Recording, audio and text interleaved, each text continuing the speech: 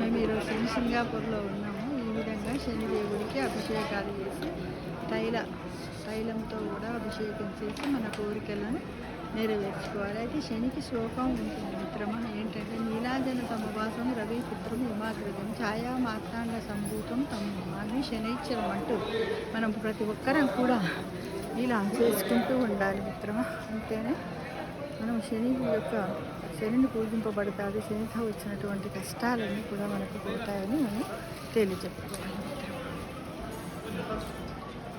వాళ్ళు పోయింటికి వెళ్దాం మనం.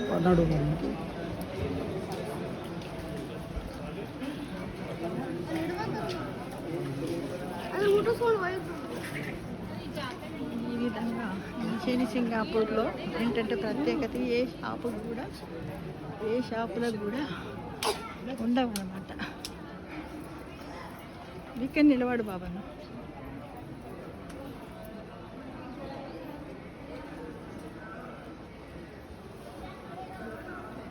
ఇక్కడ నిలబడతావు ఒకసారి. ఇక్కడ గీనే జస్ట్ పార ఇటు చీపురు పడుతుంది.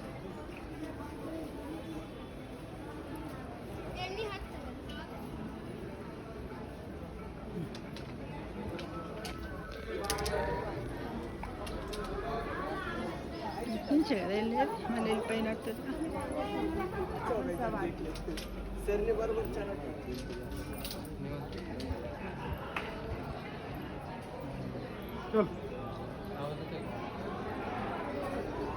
ఉండు ఆగండి ఇగో నేను వస్తున్నాను కానీ ఆగండి.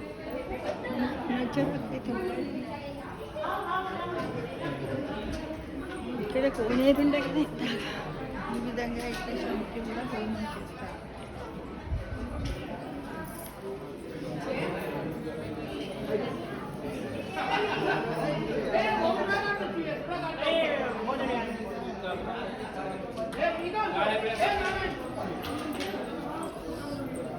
విధంగా పూజలు చేసిన తర్వాత ఇక బయలుదేరి ఎగ్జిట్ గుండా బయటకు వస్తున్నాము.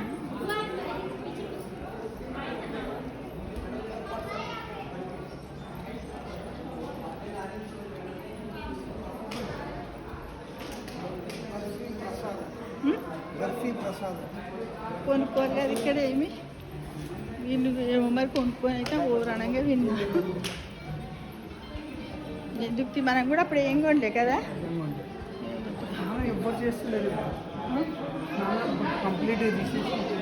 పూజక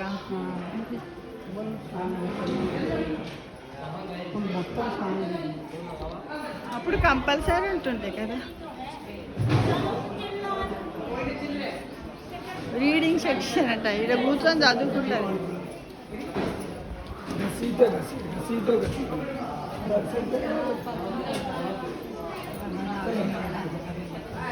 ఏది కొంటే షిరిడీలో కొందాం మనకు.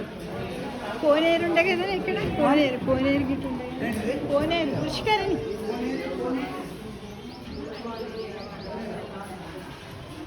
మొహం అట్లా పెట్టచ్చు, స్మైల్ పుష్కరిణి ఉండే ఇక్కడ. అటు దిక్కు కనపడ్డది పుష్కరిణి.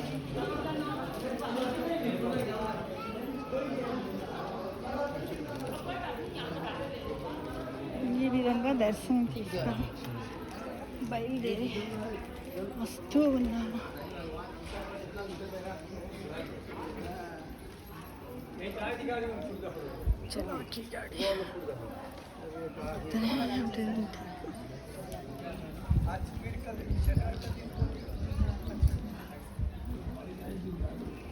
చేతులు ముందలు పెట్టుకో, చేతులు